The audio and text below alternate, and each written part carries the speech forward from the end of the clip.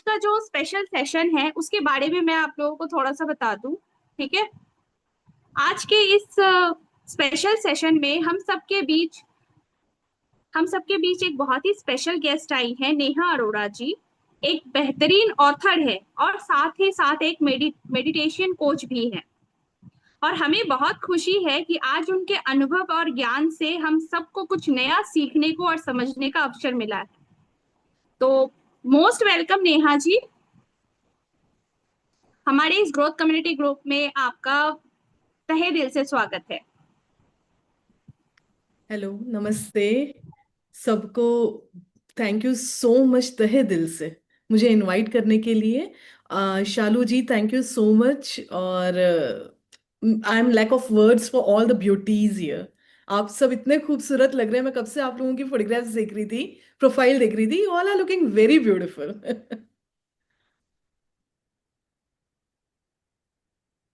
Do you want me to start the session? Yes, बिल्कुल आप continue करती okay, perfect. मैं इस सेशन को स्टार्ट करने के पहले कुछ चीजें बताना चाहूंगी। Number one, I would really request कि आप लोग अपना कैमरा ऑन रखना। ओके, अब क्योंकि आप लोगों के माइक्स ऑफ हैं, तो I would appreciate yes and no. हम लोग आज इशारों इशारों में बात करेंगे। That's a beauty. इशारों में बात करेंगे। तो yes, shall we start the session? जिन जिनको सेशन स्टार्ट करना है, please thumbs up. Perfect, beautiful beautiful. सबसे पहले मैं थैंक्स बोलना चाहूंगी सपना जी को। सपना जी हैं जिनकी बदौलत आज मैं यहाँ पर हूँ, जिन्होंने मुझे स्पेशल इनवाइट किया था। And apart from that, just मैं थैंक्स बोलना चाहूंगी संजय वर्मा जी को, जिन्होंने आप सबको इकट्ठा किया है। जिन्होंने एक कम्युनिटी ऐसी क्रिएट करी है जिसमें इतनी सारी खूबसूरत लेडीज एक साथ हैं, इतनी सारी ब्यूटीज एक साथ हैं। तो थैंक्स आप सभी का।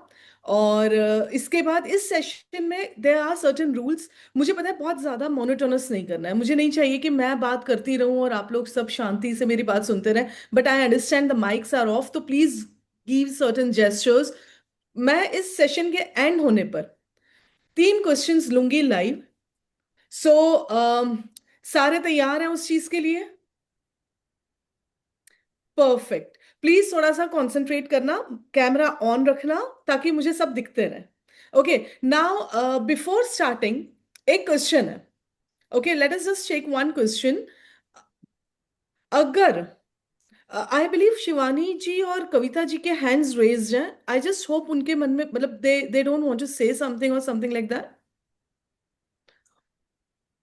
नहीं, ऐसा कुछ नहीं है। एक्चुअली में आपने क्वेश्चंस किया है ना, तो इसलिए उन्होंने हैंड रेज कर रखा है। Okay okay okay okay, so please hands down भी करते रहना साथ साथ में, नहीं तो मुझे कंफ्यूजन होता रहेगा, मैं बीच बीच में रुकती जाऊंगी। So will start our session with actually quite enthusiasm.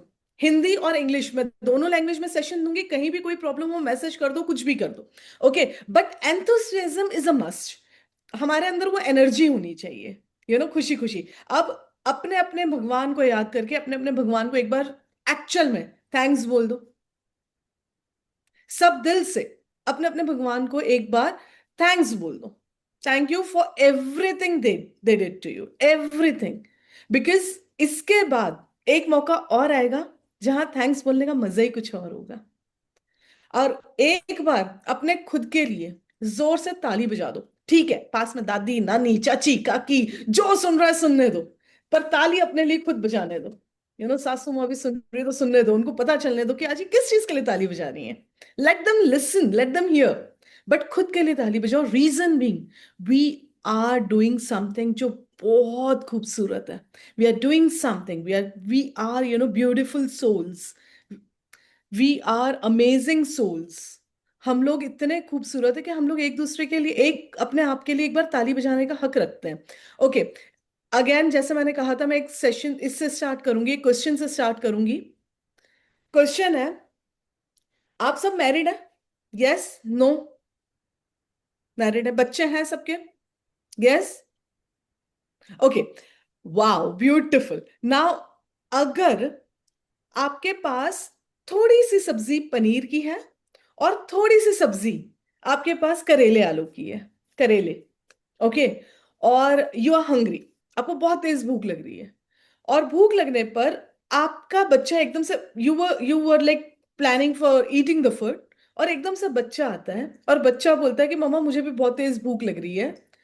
अब आप बच्चे को पनीर देंगे, थम्स अप, बच्चे को करेले आलू के साथ देंगे, थम्स डाउन। जल्दी से करके बता दें, क्या देंगे बच्चे को सबसे पहले, सर्व क्या करेंगे? Thumbs up, paneer, thumbs down, करेले आलू। ब्यूटिफुल। बच्चे को हम लोग सब क्या देंगे? पनीर। ऑलमोस्ट सभी पनीर है। वेरी नाइस, मैसेजेस भी आ रहे हैं, पनीर पनीर पनीर। क्या एक ऑप्शन इन दोनों के बदले ऐसा सा नहीं हो सकता था? Something like this. Oh my God, Priyanka Singh, that's huge respect भैया। करेले तुम खाओ, पनीर मैं खाऊंगा। आई डोंट नो वेदर आपके बच्चे को करेले पसंद है या नहीं है, बट देन क्या ये आंसर ऐसा नहीं हो सकता था कि थोड़ा पनीर और थोड़ा करेला, मैं दोनों उसको दूंगी, और थोड़ा थोड़ा मैं दोनों खाऊंगी? Why do we have option of giving paneer to them? क्या हमें पनीर पसंद नहीं है? क्या हम पनीर को पसंद नहीं करते, करेले हमें पसंद है?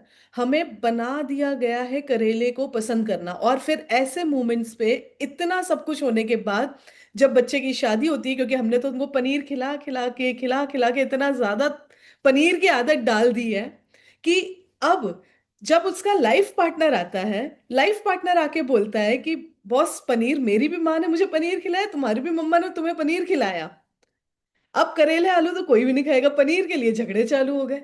और वो पनीर के झगड़े चालू हो गए, बात डिवोर्स तक पहुंच गई। और डिवोर्स तक पहुंच गई तो फिर कहते हैं आजकल की जनरेशन में कॉम्प्रोमाइज करने की हिम्मत कहाँ रह गई। बट हमने अपने बच्चे को सिखाया क्या? हमने अपने बच्चे को बताया क्या? बेटा पनीर, बेटा मैं तो मम्मा हूं, मैं तो कॉम्प्रोमाइज की देवी हूं। और जिंदगी भर जब एक एज आती है, जब एक बुढ़ापे वाली एज आती है आपकी, हर इंसान की आती है, और जब बच्चा उस पर्टिकुलर मोमेंट में पनीर चूज करता है और करेले आलू को छोड़ देता है, मतलब बेसिकली वो आपके सारे पर्क्स को एंजॉय करता है और बोलता है मम्मी आप ही तो कहते थे कि मैं, मुझे क्या, मेरा क्या, मुझे किस चीज की जरूरत है, तो जाओ ओल्ड एज होम।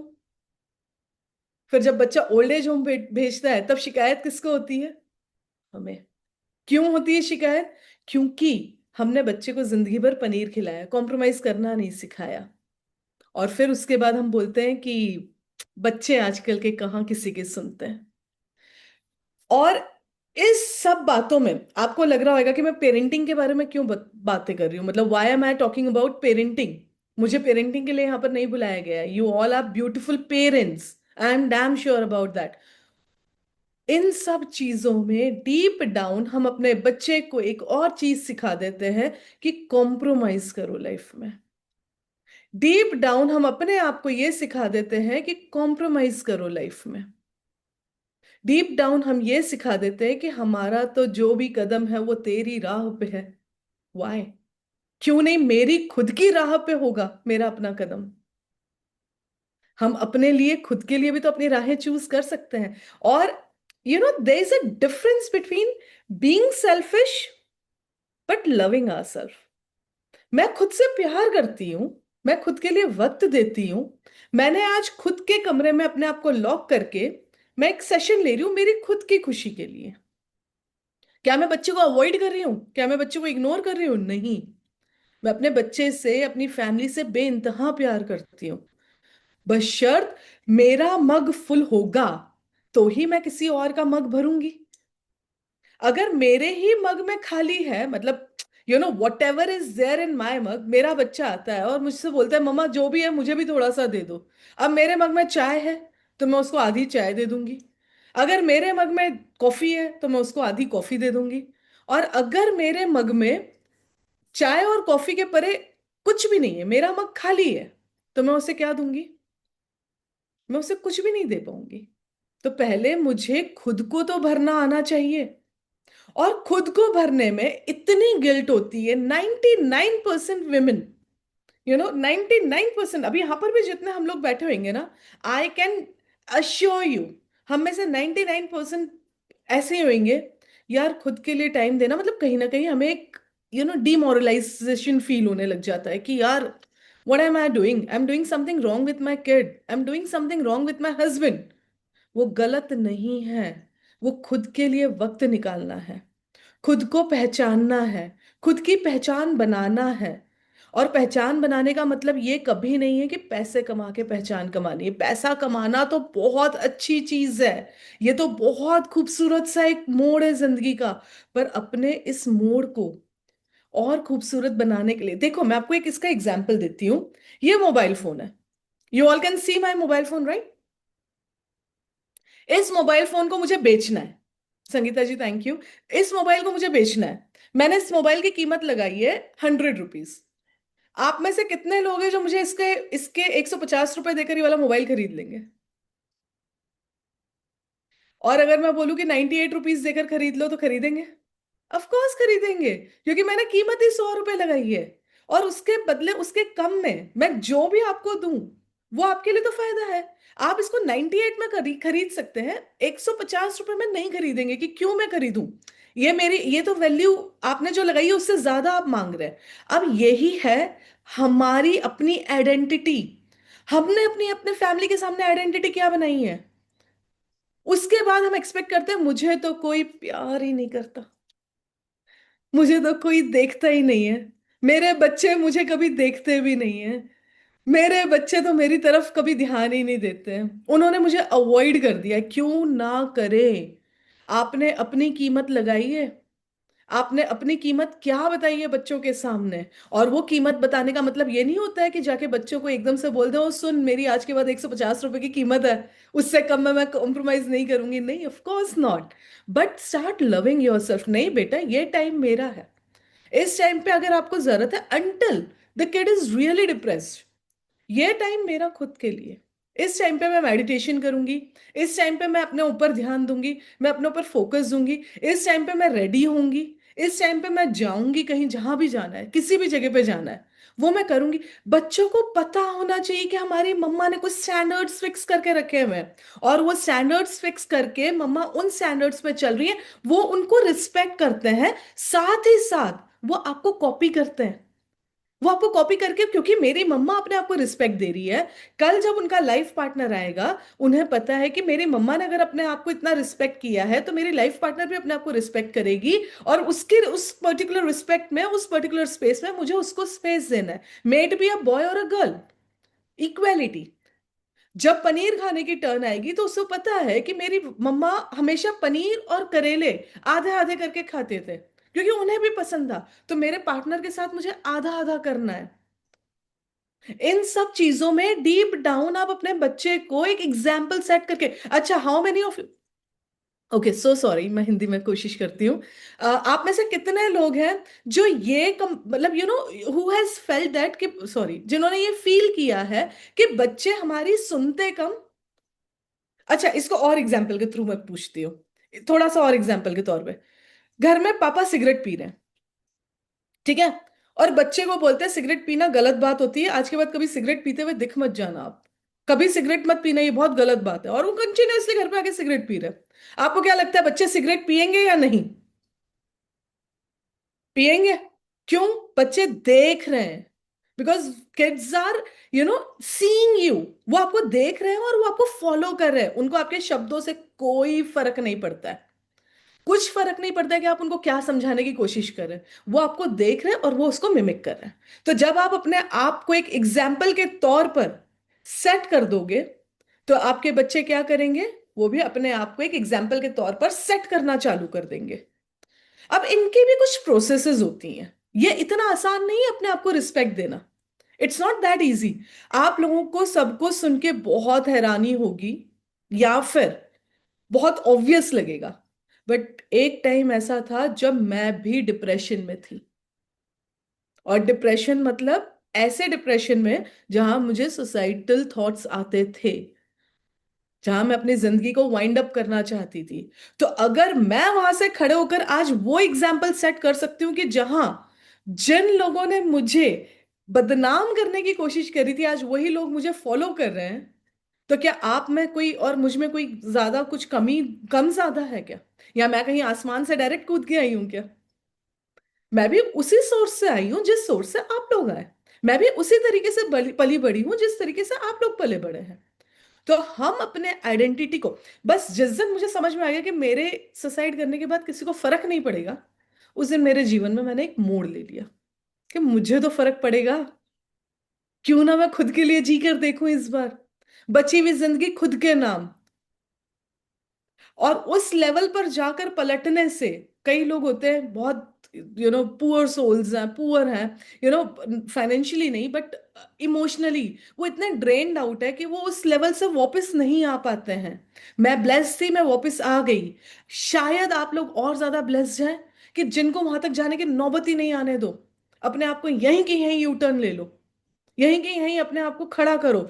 क्या आप सब एक वादा करते हैं कि आज के बाद आप सब खुद से खूब प्यार करेंगे? मुझे ढेर सारे थम्सअप चाहिए, इनफैक्ट सभी के थम्सअप चाहिए। और करेक्ट, ब्यूटीफुल ब्यूटीफुल ब्यूटीफुल।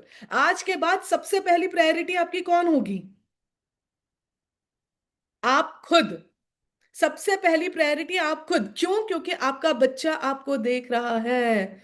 आप कैमरे की निगरानी में हैं। कैमरे की कौन सी? बच्चे की कैमरे की निगरानी में हैं आप। आपका बच्चा आपको ऑब्जर्व कर रहा है। वो देख रहा है कि मेरी मम्मा स्ट्रगल कर रही है। यू नो व्हाट, अपने आप के लिए फूल लेकर आओ कभी। बहुत मजा आता है, बहुत मजा। वैलेंटाइंस डे वाले दिन हस्बैंड आपके लिए फूल लेकर आए चाहे नहीं आए, खुद के लिए खुद खुद लेकर आओ फूल। और वो फूल अपने आप को गिफ्ट करो कि ले, तेरे लिए। कभी कभार कांच के सामने खड़े होकर, शाबाश, यू डिड इट, आज तूने गुस्सा नहीं करा, ऐसे शाबाशी दो दो एक बार सब अपने आप को शाबाशी ऐसे, वाह, you, I am proud of you, शाबाश, ब्यूटिफुल। नेहा जी, रीना जी, नेहा जी हमारा तो नाम भी एक है, नेहा दीक्षित जी, ये हमारा तो नाम भी एक है, हमें तो करना है। अच्छा, आपको क्या लगता है इमोशनल इंटेलिजेंस क्या होता है और वो क्यों मैटर करता है? इमोशनल, अच्छा सॉरी, आप लोग में से माइक सबके ऑफ है। इमोशनल इंटेलिजेंस बेसिकली, मैं अपने बारे में बताती हूँ। मेरा नाम नेहा अरोरा है। मैं एक ऑथर हूँ, एक इमोशनल इंटेलिजेंस ट्रेनर हूँ, और एक हीलर हूँ। और साथ ही में when it comes to healing, तो मेडिटेशन तो मस्ट है। मेडिटेशन बहुत जरूरी है। एक एग्जाम्पल के तौर पे, अगेन मुझे एग्जाम्पल्स देना बहुत पसंद है, इसलिए एक एग्जाम्पल के तौर पे बताती हूँ इमोशनल इंटेलिजेंस होता क्या है। आप सब घर पे थोड़ा थोड़ा काम कुछ ना कुछ करते होंगे, करेक्ट? घर पे काम करते टाइम पे आपने कभी ऑब्जर्व किया है कि बाहर स्टूडेंट भी है? मैम, ओके, वाओ, स्टूडेंट्स भी हैं, अमेजिंग। स्टूडेंट भी सही, स्कूल में आप बैठे हैं या फिर अगर आप घर पे काम कर रहे हैं या कुछ भी, घर के बाहर एक कुत्ता भौंक रहा होता है जिसकी आवाज हमारे कानों तक पहुंच ही नहीं पाती है। छोड़ो, बहुत दूर की बात हो गई। घर के अंदर मिक्सी चल रहा होता है और मिक्सी की आवाज हमें पता ही नहीं चलती है। हमारे दिमाग में इतने ज्यादा थॉट्स चल रहे होते हैं कि हमें वो आवाजें सुनाई नहीं देती हैं। ऐसा होता है? होता है नहीं होता है? हमें पता ही नहीं होता हम किचन में करने क्या गए। किचन में जाते हैं, फ्रिज खोलते हैं, अरे यार मैं क्या करने आई थी। इन सब का रीजन पता है क्या है? ट्रैफिक जैम हुआ पड़ा है यहाँ पर। इतना ज्यादा ट्रैफिक जैम हुआ पड़ा है यहाँ पर कि हमें समझ ही नहीं आता है कि हम बेसिकली करें क्या। सॉरी, इतना ज्यादा यहाँ ट्रैफिक जैम हुआ पड़ा है कि हमें समझ में ही नहीं है। अब ट्रैफिक जैम का मतलब क्या होता है? जब कोई ट्रैफिक जैम होता है, किसी भी हाईवे पे अपन जाते हैं और ट्रैफिक जैम होता है, तो ट्रैफिक जैम में क्या होता है? सामने से एक गाड़ी आ रही होती थी, इधर से एक गाड़ी होती है, वो थोड़ा बहुत क्लैश हो जाता है, कई बार एक्सीडेंट हो जाता है, कई बार क्लैश हो जाता है। और वो क्लैश के चक्कर में ट्रैफिक धीरे धीरे धीरे धीरे इस तरफ, धीरे धीरे धीरे धीरे इस तरफ, और इन दोनों का ईगो इन दोनों को निकलने ही नहीं दे रहा है कि यार नहीं, मैं तो पीछे नहीं हटूंगा, तू आगे से, तू पीछे हट। वो बोलता है नहीं भैया तू आगे नहीं, मेरे तो पीछे इतना ट्रैफिक है, तू आगे हट, तू पीछे हट। ये हमारे थॉट्स होते हैं। एक मन कहता है कि यार आज तो मैं खाना नहीं बनाऊंगी, एक मन कहता है यार बनाना पड़ेगा वरना मेरी मदर इन लॉ मुझे मेरे बारे में क्या बात करेगी। ट्रैफिक क्लैश, कई बार ये एक्सीडेंट हमारे ही अंदर, बाहर के जो होते हैं वो तो बात की बात है, अंदर ही अंदर कुछ भी, मेड भी एनी थॉट, बच्चे को नहीं पढ़ाना है, बच्चे को पढ़ाना है, क्लैश, करेक्ट। और उसके बाद उसी के पीछे इतनी सारी कारें खड़ी हो जाती है। अब ट्रैफिक पुलिस वाला आएगा, ट्रैफिक पुलिस वाला सबसे पहले क्या करेगा? सबसे आगे वाली कार को थोड़ा सा ठीक करेगा और बोलेगा चलो चलो चलो चलो, और फिर वो धीरे से आपका वाला वाली कार जो आपकी कार है वो भी धीरे से मूविंग पोजीशन पे आएगी। और उसके बाद जब तक वो मूविंग पोजीशन पे आएगी तब तक लेट हो चुके हैं, क्योंकि आपकी कार में कोई इमरजेंसी केस था, तब तक वो लेट हो चुका है। जिंदगी से हाथ धोना पड़ा। करेक्ट। यही एक, जो हमारे थॉट्स हैं, हमारे जो थॉट्स हैं जब वो क्लैश होते हैं, ऐसे में वो ट्रैफिक पुलिस पता है कौन होता है? एक गुरु, जो आता है और धीरे धीरे धीरे धीरे ट्रैफिक को स्मूथ करता है कि चलो निकलो निकलो निकलो, अब आप निकलो, अब आप निकलो, अब आप निकलो। ये ट्रैफिक जैम होने के बाद एक गुरु तो आ गया। अब हमने क्या करा? गुरु को बोला, वाह, तूने मेरी कार निकाल दी, आज के बाद तू मेरी कार खुद चलाएगा। ट्रैफिक पुलिस को बोल दिया कि अब आजा, कार की सीट पे तू बैठ जा और तू ही निकाल दे मेरी कार। हम क्या करते हैं? गुरु को बोलते हैं अब आप आओ, हमारी कार की स्टेयरिंग पे बैठो, अब आप हमारी कार चलाओ। डायरेक्टली नहीं, बट इनडायरेक्टली हम जाके यूं कर देते हैं, राधे राधे गुरु जी, अब जो आप बोलेंगे वैसे ही होगा गुरु जी, आपको जो ठीक लग रहा है वैसे ही करेंगे गुरु जी। आप बताओ अब मैं कैसे आगे कदम चलाऊं? मेरा बच्चा बोल रहा है कि मुझे बाहर पढ़ने जाता है, मेरा अंतरात्मा मान नहीं रही गुरु जी, आप जो बोलेंगे वो मेरा फैसला। ये ट्रैफिक पुलिस, ये कार ने क्या करा? कार उनको चलाने के लिए दे दी कि अब फैसले आप लो। क्यों? क्योंकि वो आसान है। क्यों आसान है? कि कल को कुछ गड़बड़ हो गई तो हम जाके उनको ब्लेम कर सकते हैं कि गुरुजी आप ही ने तो कहा था ये करने के लिए, तभी तो हम कर रहे हैं। आप ही ने तो बोला था कि आप ऐसा कर लो, बच्चे को भेज दो, कुछ नहीं होगा। अब बच्चा लड़ गया ना, किसी और लड़की के, किसी और कास्ट की लड़की के साथ लग गया ना मेरा बेटा, अब आप ही बताओ इससे मैं कैसे निकालूं खुद को? फिर जाते हैं गुरुजी के पास, फिर वो वाला क्वेश्चन लेकर जाते हैं, क्योंकि हमें आदत हो गई है कि हम सामने वाले के ऊपर उंगली उठा के उसको गलत साबित कर सके कि तुमने गलती करवाई है। हम ये नहीं कर पाते हैं। और ये कब कर पाएंगे? जब फैसले खुद लेंगे, और जब आप फैसले अपने लिए खुद लेना चालू करेंगे तब ऐसे करने की नौबत ही नहीं आएगी, क्योंकि आपको, आपकी जिंदगी को आपसे बेहतर और कोई नहीं जानता है। आपको पता है आपके बच्चे के लिए क्या सही है और क्या गलत है, आपको पता है आपके खुद के लिए क्या सही है और क्या गलत है, आपको पता है कि आपकी आपकी फैमिली के लिए क्या सही है क्या गलत है। आप मुझसे आके पूछेंगे मेरा हस्बैंड बहुत दारू पीता है, मैं क्या करूं? मैं बोलूंगी हस्बैंड को समझाओ भैया, छुड़वा दो। बट आपको पता है कि समझाना मुश्किल है, आपको पता है कि वो दिक्कत देगा, मैं नहीं समझा सकता हूँ अपने, नहीं समझा सकती हूँ, वो मारा कुटी पे आ जाता है। ये फैसले आपको करने हैं, और जिस दिन अपने खुद के फैसले आपने करना चालू कर दिए, उस दिन कभी भी किसी भी पल कहीं भी आपको पलट के देखने की जरूरत नहीं पड़ेगी, क्योंकि आपकी जिंदगी के बारे में आप सही जानते हैं। और प्लीज मेरी इस बात को गांठ बांध लो, हर डिसीजन के एक प्राइस होती है जो पे करनी पड़ती है। प्राइस मॉनेटरी टर्म्स में नहीं होती है, पैसों पे नहीं होती है।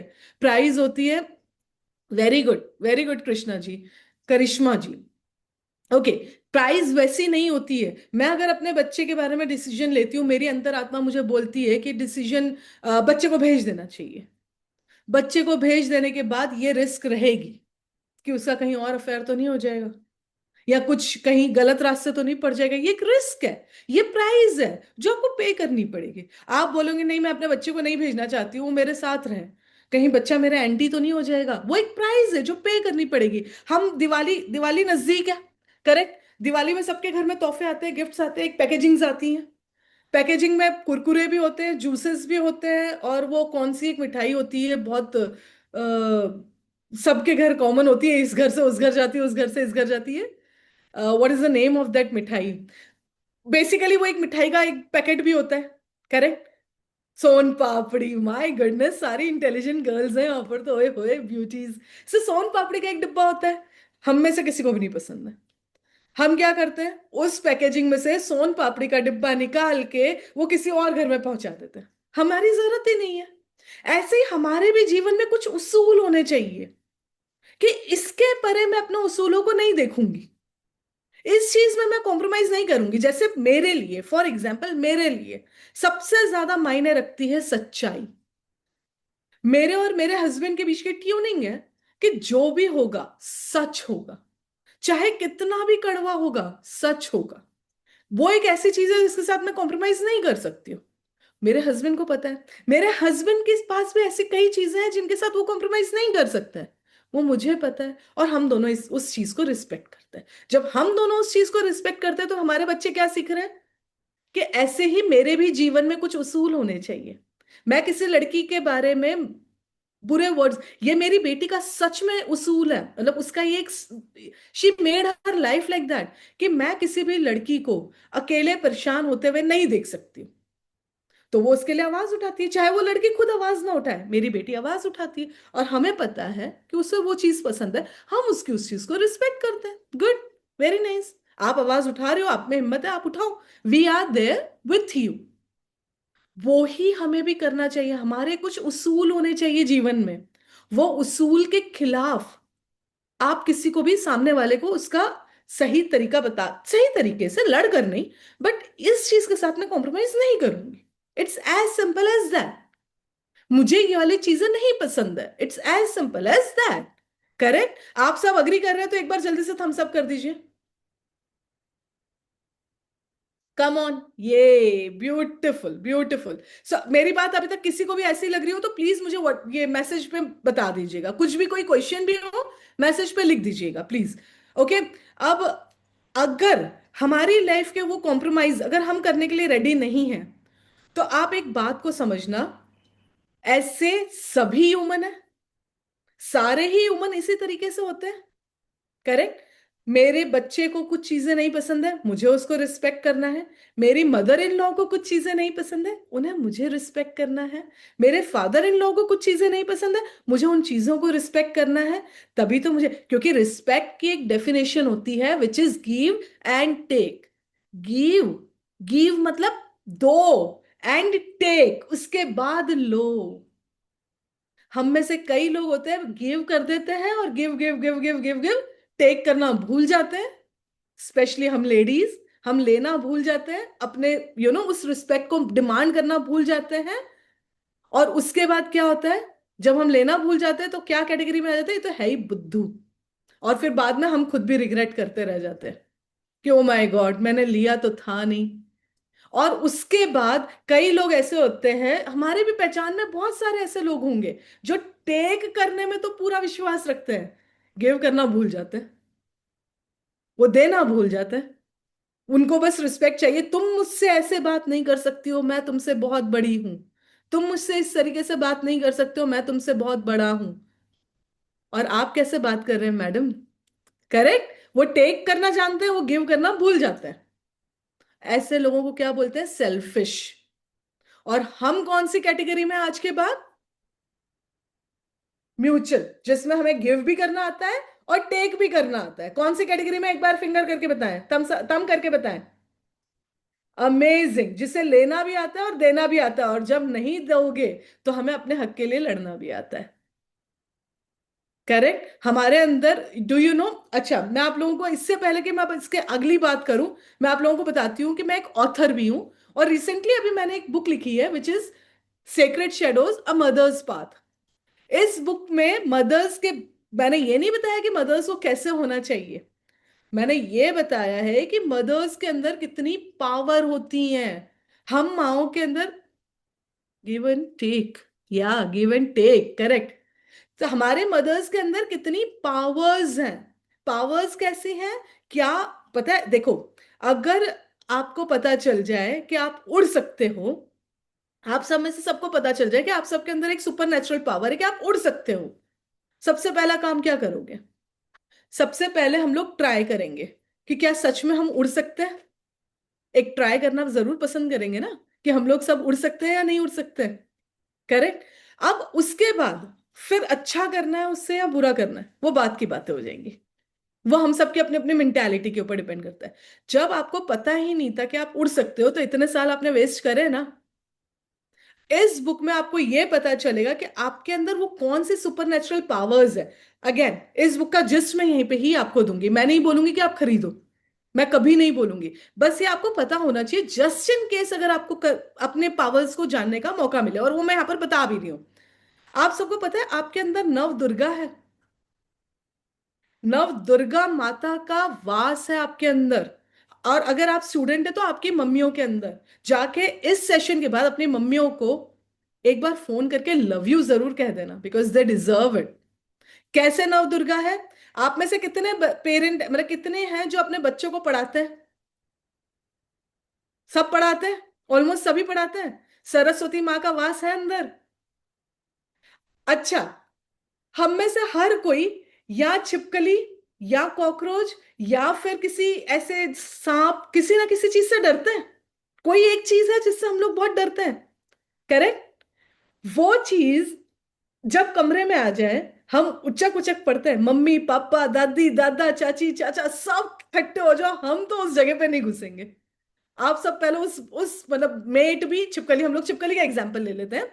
आप अपने अपने हिसाब से समझ जाना, जिन जिन से, हाँ लिजर्ड, हम मैं उसी का एग्जांपल ले रही हूँ। आप लोग अपने अपने हिसाब से समझ जाना कि आपको किस चीज से डर लगता है, वो लिजर्ड हम लोग नाम दे देते हैं उसको। उस लिजर्ड, वो अगर रूम में आ जाए तो हम तो रूम में नहीं जाते, करेक्ट? अब वो लिजर्ड जब हमारे बच्चे के नजदीक आने लग जाए और हमें पता है कि बच्चे की लाइफ को खतरा हो सकता है उससे, हम क्या करते हैं? सब उस लिजर्ड को उठा के दूर फेंक देते हैं। फेंकने की हिम्मत रखते हैं? माँ सरस्वती हमारे अंदर, सॉरी माँ दुर्गा हमारे अंदर है या नहीं है? जो पति सुबह से लेकर शाम तक घर के बाहर शेर बन के घूमता है, वो घर पे आने के बाद उसके ऊपर हम शेरा वाली माता सवारी करते हैं या नहीं करते हैं? शेरा वाली माँ है नहीं है हमारे अंदर? ओके। और एग्जाम्पल के तौर पे देखो, बच्चे की लाइफ में गॉड फॉरबिड कोई एक ऐसी सिचुएशन आ जाए, निधि जी मैं आप लोगों का मतलब माइक ऑन नहीं कर सकती हूँ, तो आई एम सो सॉरी, मतलब I am not allowed to do that.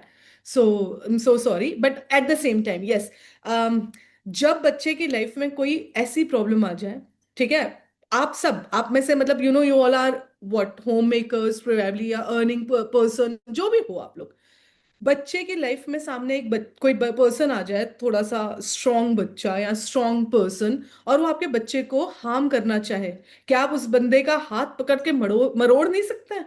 इतनी हिम्मत रखते कि नहीं, मेरे बच्चे पे आंच नहीं आनी चाहिए, कर सकते हैं? तो हमारे अंदर काली माँ बैठी है या नहीं बैठी है? पर पता है हमारे साथ कसूर क्या है हमारा? हमने हमारे अंदर बैठी हुई माँओं को कभी रिस्पेक्ट करा ही नहीं है। हम हाथ जोड़ते हैं उन मूर्ति के ऊपर, उन आइडल्स के ऊपर, जाके बोलते हैं जय माता दी, हमको हिम्मत देना, हमको अच्छा कुछ करने की हिम्मत देना। बट हम ये भूल जाते हैं कि वो माता तो मेरे अंदर बैठी हुई है, मैं अपने अंदर नमन करके बोलूं कि भगवान तो मेरे अंदर हमेशा वास करना, नव दुर्गा को बोलूं कि मेरे अंदर हमेशा वास करना। अब एक और चीज, ये बात अच्छी लगी तो पहले एक बार ताली बजा दो। कम ऑन, जो जो ताली नहीं बजा रहे उन लोगों को पसंद नहीं आई, क्योंकि मुझे सब दिख रहे हैं।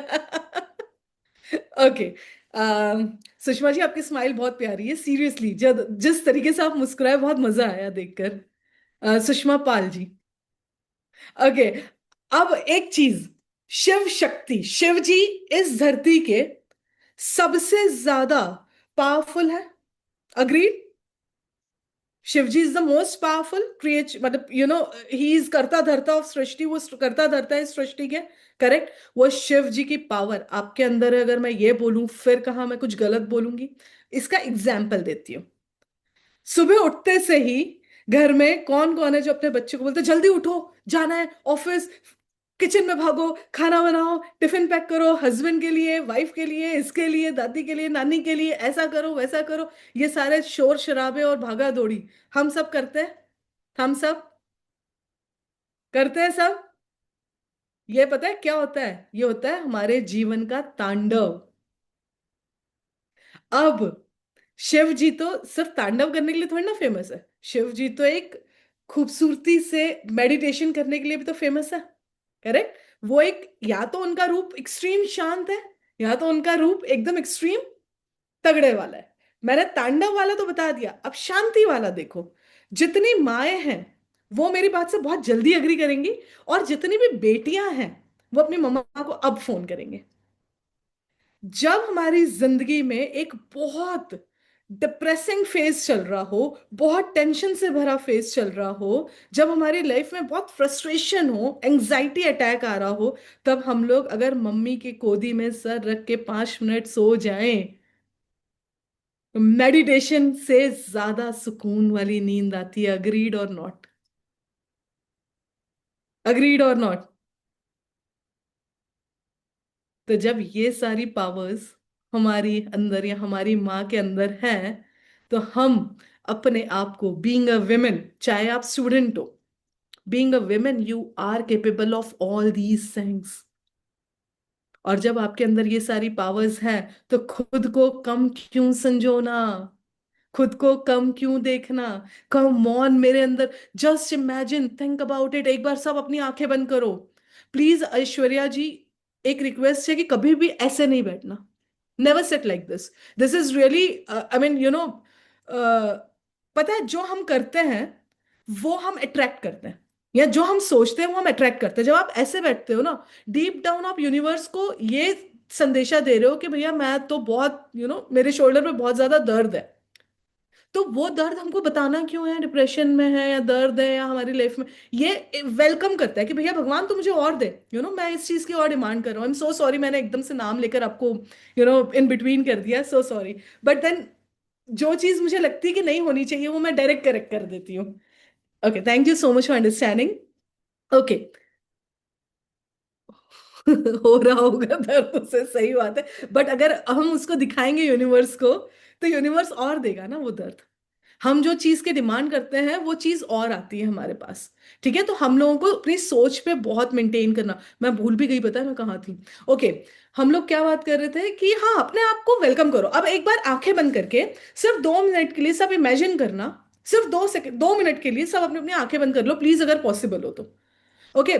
और सोच के देखो कि अभी आप जिस जगह पे हैं, जिस पोजीशन पे हैं, अचानक से सामने आपके, आपका इष्ट, आपका भगवान, जो भी है, जो भी है, वो अचानक से सामने आ जाए।